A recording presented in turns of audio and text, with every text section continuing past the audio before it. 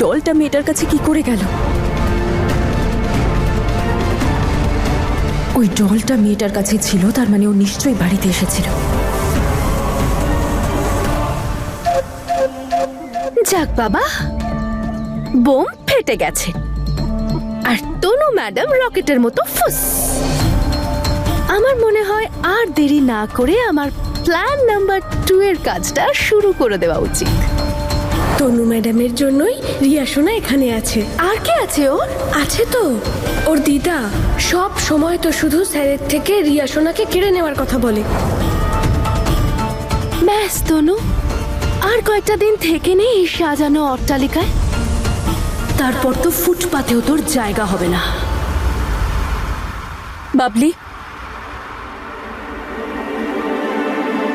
কাল আমি আর স্যার যখন বাইরে ছিলাম তখন কেউ এসেছিল বাড়িতে? রিয়ার ডল মিসিং ছিল, আর আমার মনে হয় রিয়ার ডলটা যে নিয়ে গিয়েছিল সেই রিয়াকে নিয়ে গেছিল। আপনি আমায় বলতে পারবেন কেউ এসেছিল কিনা? ওই ম্যাডাম, একটা মহিলা এসেছিল। উনি বলছিলেন যে গভর্নমেন্টের পক্ষ থেকে এসেছেন আর কোনো ইন্স্যুরেন্সের কথা বলছিলেন। আমি গভর্নমেন্ট থেকে আপনাদের উদ্ধার করতে এসেছি, নারী উত্থান সংস্থা। আসুন ভেতরে গিয়ে কথা বলি, আর আমি ওনাকে বাড়ির ভিতরে নিয়ে আসি। আমাকে ক্ষমা করে দিন ম্যাডাম, আপনি প্লিজ আমার ভুল হয়ে গেছে। কিন্তু এই ব্যাপারটা তো লাইটলি নিলে চলবে না। রিয়ার সেফটির বিষয়। বাবলি, ওই মেয়েটাকে দেখতে কেমন? উনি খুব খুব সুন্দরী ছিলেন। ওই 21-22 বছর, আর ওনার হাতে একটা কাটা দাগও ছিল। আমি খুব ভালো করে জানি যে তুই এখন ওই মেয়েটার কথাই ভাবছিস যে তোর রিয়াকে তুলে নিয়ে গেছিল, কিন্তু তুই কি করে জানবি যে ওই মেয়েটা তো আমি, তোর জাসমিন? তুমি যেই হও না কেন, আমি তোমায় ঠিক খুঁজে বের করব। কিন্তু তুই আমার কথা কোনোদিনও ভাবতেই পারবি না তনু, কারণ আমি তো কানাডায় আছি।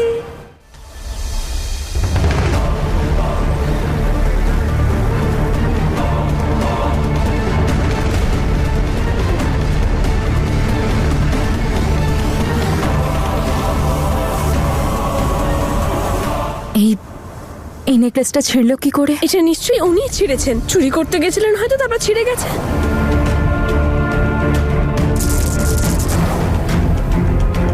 না বাবলি, যদিও চুরি করতে চাইতো তাহলে এই ভাঙা নেকলেসটাও তুলে নিয়ে যেত। ওর উদ্দেশ্য ছিল শুধু এটা ভাঙা। কিন্তু এইসব করার পিছনে ওর কি মোটিভ থাকতে পারে?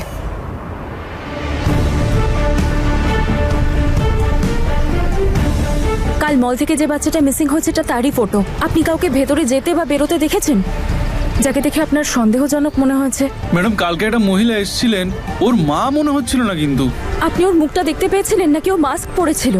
না ম্যাডাম, আসলে মুখে মাস্ক পরেছিল তো, আর এত তাড়াহুড়োতে ছিল যে মুখটা ভালো করে দেখতেই পাইনি। দাদা, আপনি যদি কোনো কিছু জানতে পারেন তাহলে প্লিজ আমাকে ইনফর্ম করবেন। Sure madam. Thank you. হ্যাঁ ম্যাডাম, ওনার সাথে একটা বাচ্চা ছিল আর ওনার হাতে চোট ছিল। ঠিক আছে। ও, ওই 21-22 বছর, আর ওনার হাতে একটা কাটা দাগও ছিল। সবাই একটাই কথা বলছে, এই মেয়েটা আসলে কে? মল থেকে ফোন। হ্যাঁ দাদা বলুন।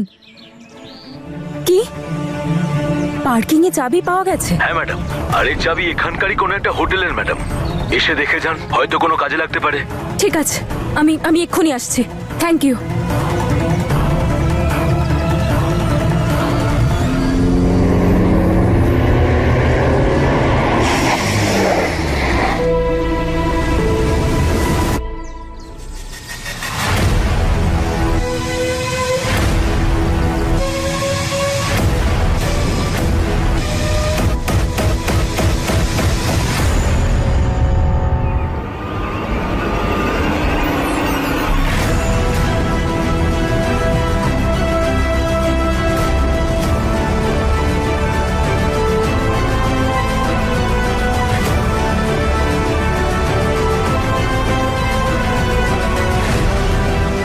আমি যদি চাবি দেখে এনাদের কিছু জিজ্ঞেস করি তাহলে হতে পারে ওই মেয়েটা চুপচাপ এখান থেকে বেরিয়ে যাবে।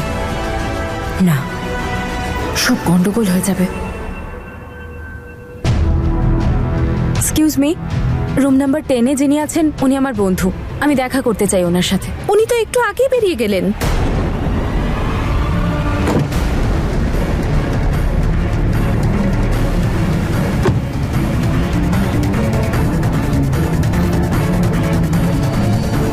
আমাকে আগে এটা জানতে হবে যে ওই রিয়ার দিদার কাছে আমি কি করে পৌঁছবো।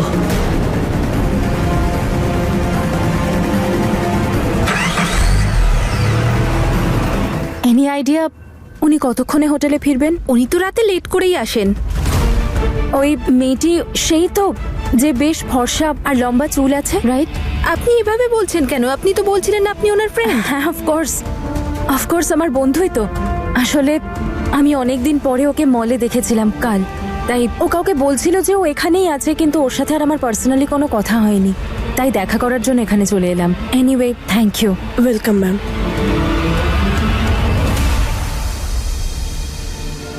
If I am not wrong, বলছি ওর হাতে কোনো চোট লেগেছে, তাই না? ইয়েস ম্যাম, ওনার লেফট হ্যান্ডে আঘাত লেগেছে।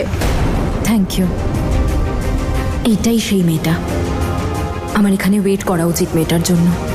এক সময় তো নিশ্চয়ই ফিরবে। হ্যালো? তনু আন্টি। হ্যাঁ রিয়া, কি হয়েছে? তুমি কোথায় তনু আন্টি? তাড়াতাড়ি বাড়ি এসো। আমি এক্ষুনি আসছি, কিন্তু তুমি এত চিন্তা করছো কেন? পপিন্স খুব কাঁদছে, আমি কিচ্ছু বুঝতে পারছি না। তুমি তাড়াতাড়ি বাড়ি এসো না তনু আন্টি, প্লিজ।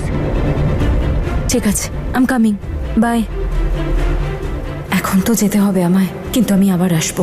আমি খুঁজে বের করবো এই মেয়েটা আসলে কে, আর ও আসলে কি চায়। এত সময় কার লাগে? হ্যাঁ, তাড়াতাড়ি দাও।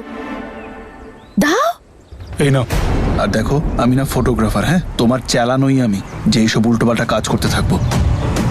এক মিনিট, এইসব কাজ তুমি ফ্রিতে করছো না, তোমাকে যথেষ্ট টাকা দেওয়া হচ্ছে, তাই মুখটা বন্ধ করে চুপচাপ নিজের কাজ করো। অনেক কষ্ট হয়েছে এটা বের করতে, অনেকের সাথে কথা বলতে হয়েছে, ওই ক্লার্ককে অনেক কিছু খাওয়াতেও হয়েছে, তারপরে গিয়ে আঙ্গদমানের কেসের ফাইলটা আমার হাতে পেয়েছি।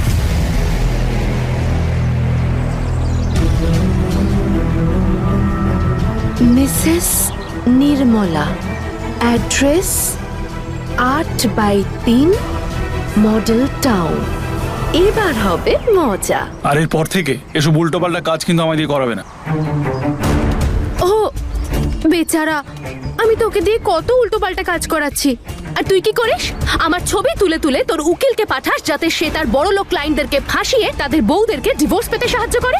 সেটা খুব ভালো কাজ, তাই না? খুব মহান কাজ। চুপচাপ যা এখান থেকে।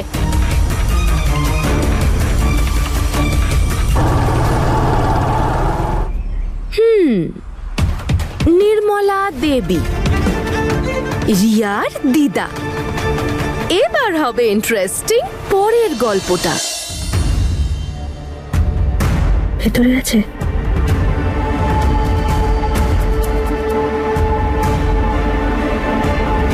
ওনার রুমের চাবিটা দিন। ম্যাডাম, স্যার খুব রেগে যাবেন।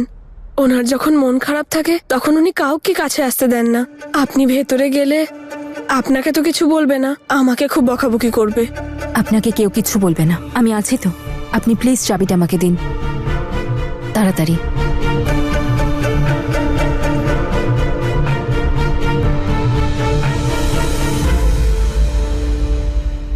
আপনি যান, আর প্লিজ আপনি রিয়ার সাথেই থাকবেন। ওকে বলবেন পপিন্স একদম ঠিক আছে, আর কান্নাকাটি করছে না, ওকে? আচ্ছা। Thank you.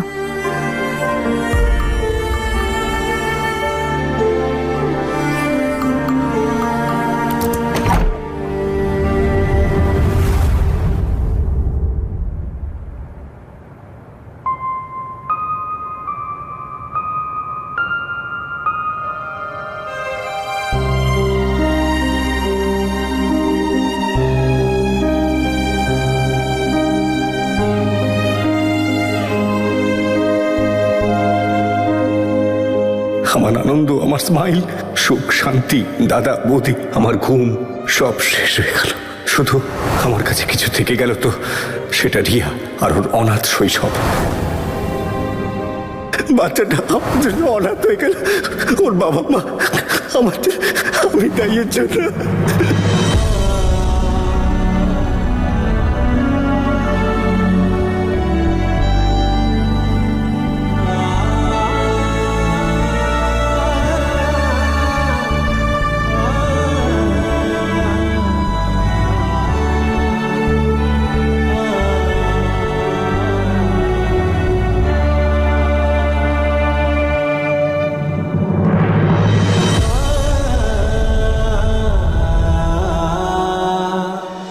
তনুরিটা এখানে আপনিও খেলেন নাকি? খেলে পরে দুঃখ টুক্ষ সবকিছু ঠিক হয়ে যায়। আমি তো বলি রোজ খাওয়া উচিত। আর কতদিন নিজেকে শাস্তি দেবেন অঙ্গদ?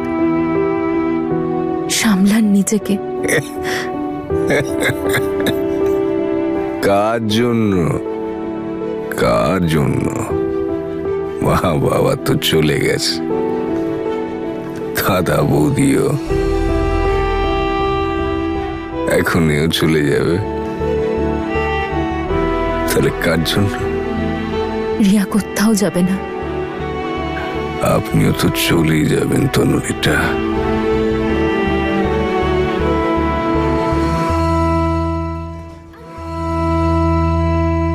এই ফেক এনগেজমেন্টের জন্য সারা জীবন কি আর এখানে থাকবেন? সময় আসবে চলে যাবেন। কোথাও যাব না আমি, এখানেই থাকবো আপনার আর রিয়ার সাথে।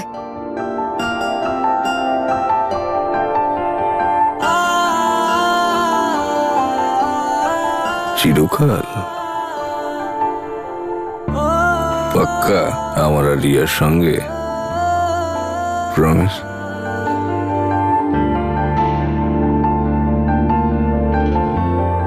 প্রমিস।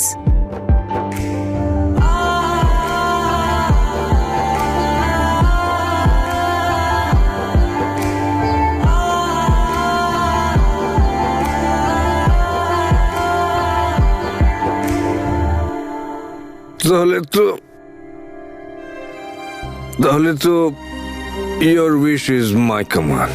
যা তনুরিটা বলবে আমি তাই করব। You say I do. বলুন। চলুন, ভালো করে শুয়ে পড়ুন। ওকে। সাবধানে, সাবধানে অঙ্গদ।